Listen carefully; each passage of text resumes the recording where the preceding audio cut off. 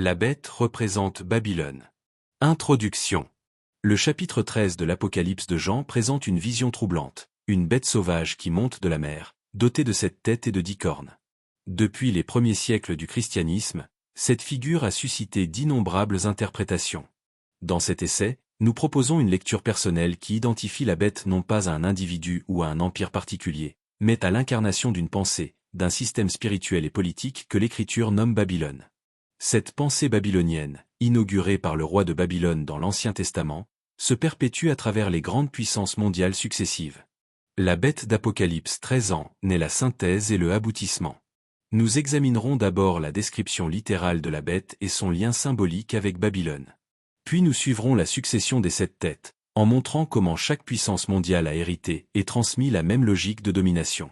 Enfin, nous nous arrêterons sur la 7e tête, la puissance américaine de notre époque, et sur le 8e roi qui doit surgir pour renverser celle-ci, avant d'être lui-même vaincu.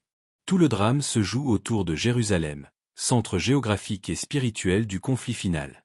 La bête, un corps qui porte Babylone. Le texte d'Apocalypse 13, versets 1 à 10, décrit une bête qui monte de la mer, avec 7 têtes et 10 cornes, et sur ses cornes 10 diadèmes. Jean précise que son corps ressemble à un léopard, ses pattes à celles d'un ours, sa gueule à celle d'un lion. Cette triple analogie renvoie aux empires de Daniel, DN chapitre 7, Babylone, lion, Médie-Perse, ours, Grèce, léopard. La bête d'Apocalypse 13 n'est donc pas un empire unique, mais une synthèse de tous les empires babyloniens qui l'ont précédé. Son corps entier porte la marque de Babylone. Or, qu'est-ce que Babylone dans l'Écriture? C'est bien plus qu'une ville ou qu'un royaume. Babylone, depuis la tour de Babel, Genèse chapitre 11, est le symbole de l'orgueil humain qui cherche à s'élever contre Dieu, à unifier l'humanité sous une seule autorité sans Dieu, et à imposer sa propre gloire. Le roi de Babylone, Nabuchodonosor, incarne cette pensée. Il se prend pour un dieu, il veut dominer toutes les nations, il persécute le peuple de Dieu. La bête d'Apocalypse 13 est la continuation de cette même pensée à travers les âges. Ainsi, lorsque Jean voit la bête, il ne voit pas seulement un empire politique. Il voit un système spirituel, une idéologie de puissance, de violence et d'autoglorification qui traverse toute l'histoire. C'est pourquoi les 7 têtes ne sont pas 7 empires différents par leur nature, mais cette manifestation d'un même esprit babylonien. Les 7 têtes, la succession des puissances mondiales. Les 7 têtes de la bête sont interprétées de manière diverse. Une lecture historique simple y voit la succession des grands empires qui ont dominé le Proche-Orient et le monde méditerranéen. Si l'on suit la chaîne classique, on distingue tête puissance période indicative.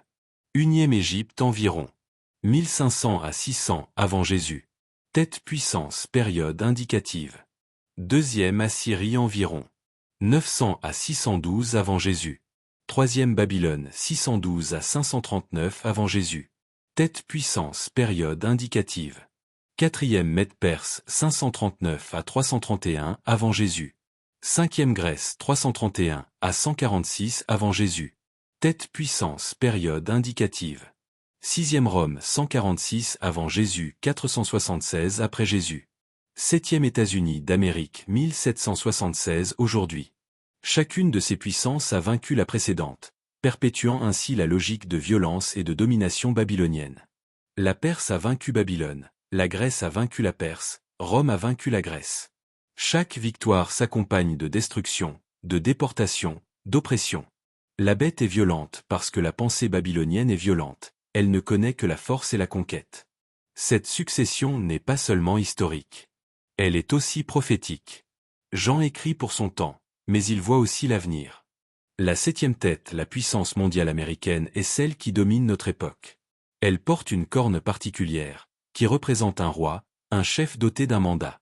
Ce roi n'est pas forcément un individu unique à travers l'histoire américaine, mais il désigne le dirigeant qui, durant son mandat, exercera un pouvoir exceptionnel, conforme au caractère de la bête. La 7e tête est le roi de notre époque. Le chapitre 13 de l'Apocalypse nous dit que la bête reçoit le pouvoir de faire la guerre aux saints et de les vaincre. Verset 7. Elle sera adorée par le monde entier à cause de sa puissance. Verset 4. Émoticône n'en croyant pas ses yeux. Ce pouvoir s'exerce durant une période précise, celle où Israël est attaqué par les nations. Jérusalem est le centre du conflit. Le roi de la 7e tête, le roi babylonien de notre temps, attaque Jérusalem, comme Nabuchodonosor l'a fait jadis. Ce roi n'est pas seulement un chef politique américain. Il est l'incarnation de l'esprit babylonien sous sa forme la plus achevée. Son mandat lui permet d'exercer une autorité mondiale, de contraindre les nations à l'adorer, c'est-à-dire à reconnaître sa suprématie. Il persécute les saints, ceux qui refusent de se soumettre à son système. Il impose une marque, un nombre, AP chapitre 13, 16 à 18. Tout cela rappelle la folie de Nabuchodonosor, qui éleva une statue d'or et contraignit tous les peuples à se prosterner, DN chapitre 3. Mais ce règne n'est pas éternel. La bête elle-même porte en elle le germe de sa propre destruction. 4. Le huitième roi, celui qui renverse et qui est renversé. Apocalypse chapitre 17, 11 mentionne une huitième tête, la bête qui était et qui n'est plus, elle est elle-même un huitième roi, et elle vient des sept, et elle s'en va à la perdition. Ce huitième roi surgit après la septième tête.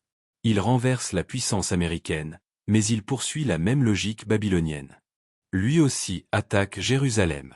Lui aussi exerce une domination mondiale. Mais il est déjà voué à la perdition. Ce huitième roi pourrait être une puissance émergente, un empire ou une coalition qui remplace la domination américaine.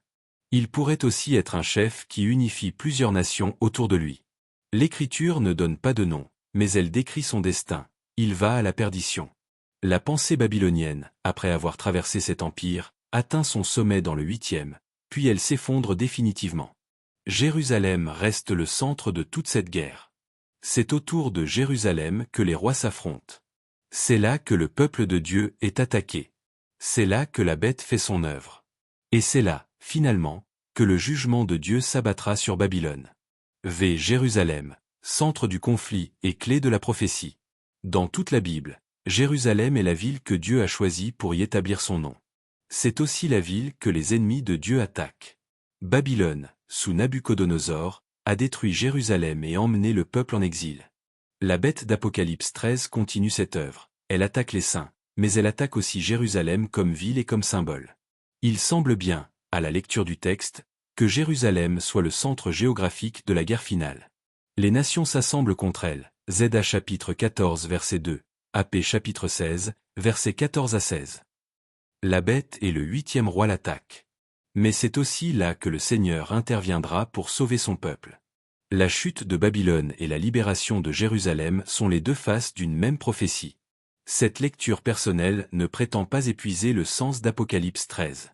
Elle propose une clé de compréhension, la bête et Babylone, c'est-à-dire une pensée de domination et d'orgueil qui traverse les siècles. Les sept têtes sont les empires qui ont incarné cette pensée, et la septième tête, la puissance américaine, en est la manifestation contemporaine. Le huitième roi viendra la remplacer, mais il périra à son tour. Au centre de tout, Jérusalem demeure le lieu où se joue le destin du monde. Conclusion. L'Apocalypse de Jean nous confronte à une réalité spirituelle et historique. La pensée babylonienne n'est pas morte. Elle se réincarne sans cesse, change de nom, de drapeau, de langage, mais reste fondamentalement la même. La bête qui monte de la mer, c'est Babylone. Ces sept têtes sont les empires qui ont tour à tour dominé le monde, chacun croyant être le dernier, chacun succombant au suivant. La septième tête, notre époque, n'échappe pas à cette règle. Un roi, doté d'un mandat, exerce un pouvoir mondial, persécute les saints, impose l'adoration de sa puissance. Mais le huitième roi viendra, qui le renversera et attaquera Jérusalem à son tour. Cette lecture, purement personnelle, sans recours à des commentaires savants, veut simplement suivre le fil du texte. Elle invite le lecteur à voir dans l'actualité mondiale les signes de cette pensée babylonienne, à discerner l'esprit de la bête derrière les puissances politiques, et à garder les yeux fixés sur Jérusalem, où se joue le dénouement. Car si la bête est terrible, celui qui siège dans les cieux est plus grand. Babylone tombera, et la Jérusalem d'en haut régnera.